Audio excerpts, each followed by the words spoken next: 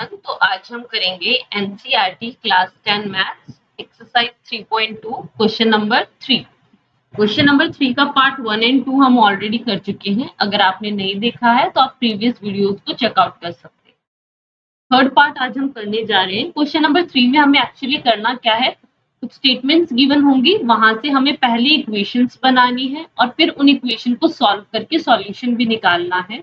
और ये सारा काम हमें सब्स्टिट्यूशन मेथड से करना है।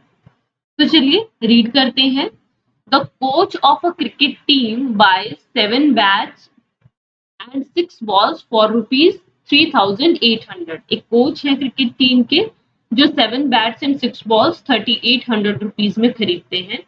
Letter she buys 3 bats and 5 balls for 1,750 rupees. उसके बाद वो क्या करती हैं, 3 बैट और 5 बॉल्स भी खरीदते हैं 1,750 या फिर मैं कहूँ 1,750 रुपीज में। अब मुझे क्या करना है, हर एक बैट और हर एक बॉल यानी ईच बैट ईच बॉल की कॉस्ट निकालनी है। यानी मुझे ये पता करना है कि एक बैट की कीमत क्या रही होगी और एक बॉल की कीमत क्या रही होगी। तो चलिए सबसे पहले लेट कर लेते हैं। लेट हम वो चीज करते हैं जो अननोन होती है, जो पता नहीं होती या जो निकालनी होती है। मुझे निकालना है एक बैट और एक बॉल की कीमत, तो मैं यहाँ पे लेट कर लेती हूँ। Let cost of each bat of one bat बोल दो या ईच बैट बोल दो, हर एक बैट की कीमत कितनी है, ₹X। ये मैंने लेट कर लिया। और हर एक बॉल की कीमत कितनी होगी, let cost of each ball मैं y लेट कर लेती हूँ। याद रखना आप कोई भी वेरिएबल ले सकते हैं। xy में ज्यादा काम कर रखा है तो हम xy को ही प्रेफरेंस दे रहे हैं यहाँ पे। अब अकॉर्डिंग टू क्वेश्चन स्टेटमेंट्स बनाते हैं। तो अकॉर्डिंग टू क्वेश्चन इक्वेशंस बनाएंगे हम यहाँ पे, स्टेटमेंट से इक्वेशन बनाएंगे। तो पहले क्वेश्चन की रीडिंग करते हैं। The coach of a cricket team buys 7 bats and 6 balls, यानी 7 तो बैट खरीदती है और 6 बॉल खरीदती हैं। और ये टोटल यानी 7 बैट और 6 बॉल दोनों मिला के 3,800 की आ रही है। तो यहाँ से मैं एक स्टेटमेंट बना लूंगी। मुझे पता है एक बैट की कीमत अगर x रुपीज है तो 7 बैट की कितनी हो जाएगी, 7x हो जाएगी। अगर एक बैट की x है तो 7 की 7x, यानी ये तो 7 बैट की कीमत आ गई। 6 बॉल्स की, एक बॉल की कीमत है y, तो 6 बॉल्स की हो जाएगी 6y।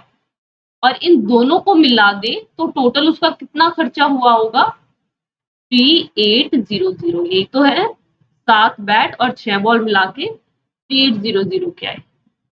ये एक इक्वेशन बन गई। अब दूसरी इक्वेशन बनाते हैं। आगे क्या कहा गया है, लेटर उसके बाद शी बाइज 3 बैट, एक बैट की x है तो 3 बैट की 3x एंड 5 बॉल्स, और 5 बॉल खरीदती है। और ये टोटल वो खरीदती है 1,750 में।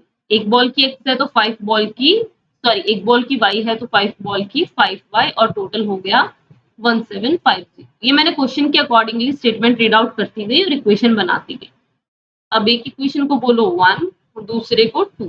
सब्स्टिट्यूशन मेथड, दोनों इक्वेशन में से एक इक्वेशन से किसी एक वेरिएबल की वैल्यू निकालो और उसको दूसरी इक्वेशन में पुट कर दो। बस नंबर से नहीं घबराना है कि इतने बड़े बड़े नंबर आ गए 750 और 3800, इससे हमें कुछ लेना देना नहीं है। हमारे पास स्टेप्स ऑलरेडी है, स्टेप्स को फॉलो करते जाएंगे और हमारा आंसर आता जाएगा। तो चलो मैं फर्स्ट इक्वेशन उठा लेती हूँ।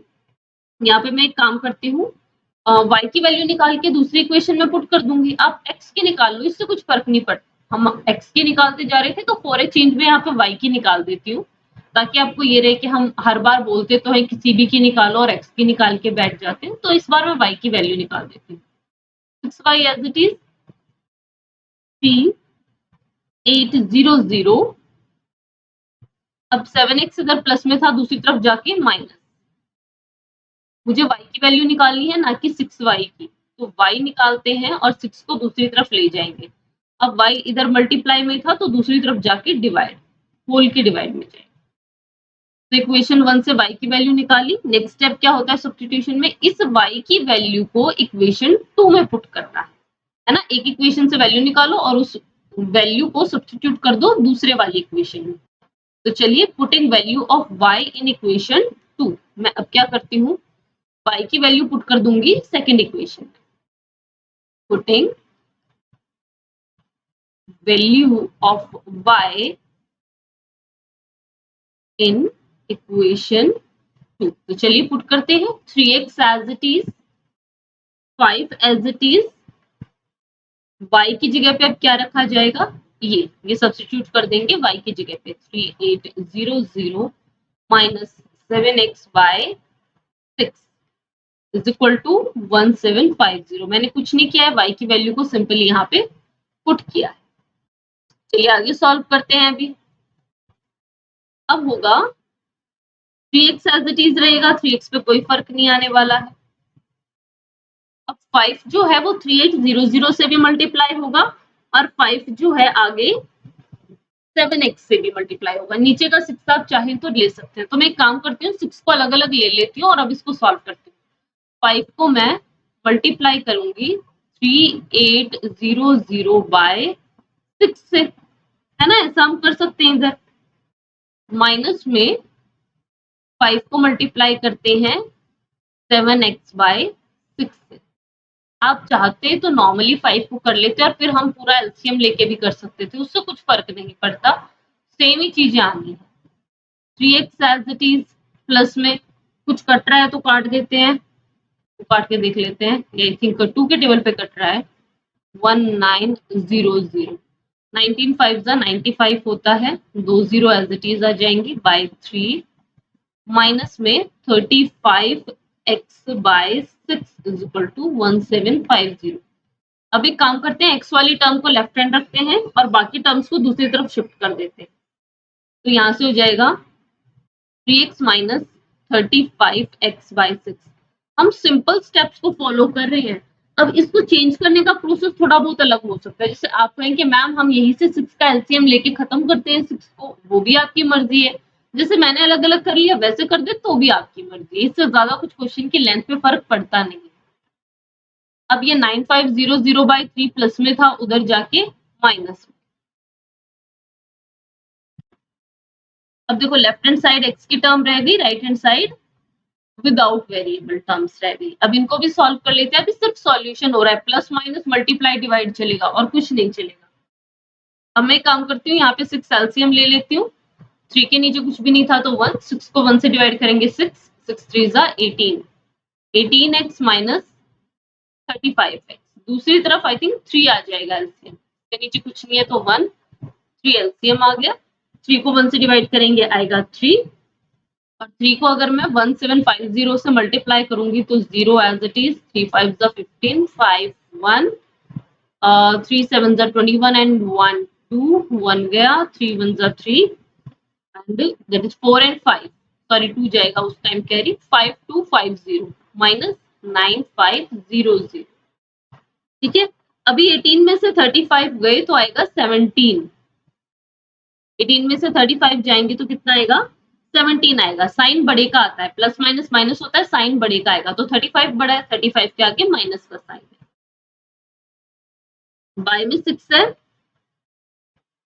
इन दोनों को माइनस करेंगे, इन दोनों को माइनस करोगे तो ये हो जाएगा हमारा 0, 10 में से 5 गया 5, देन 4 में से 2 गया 2 एंड देन इट इज 4, है ना। साइन किसका आएगा, बढ़ेगा, माइनस। आप नॉर्मली जैसे ऊपर नीचे लिख के हम माइनस करते हैं वैसा करना हो वैसा कर लेना। क्वेश्चन को करना तसल्ली से, जल्दबाजी में नहीं करना है, क्योंकि ऐसे क्वेश्चन में स्टेप बहुत इजी है।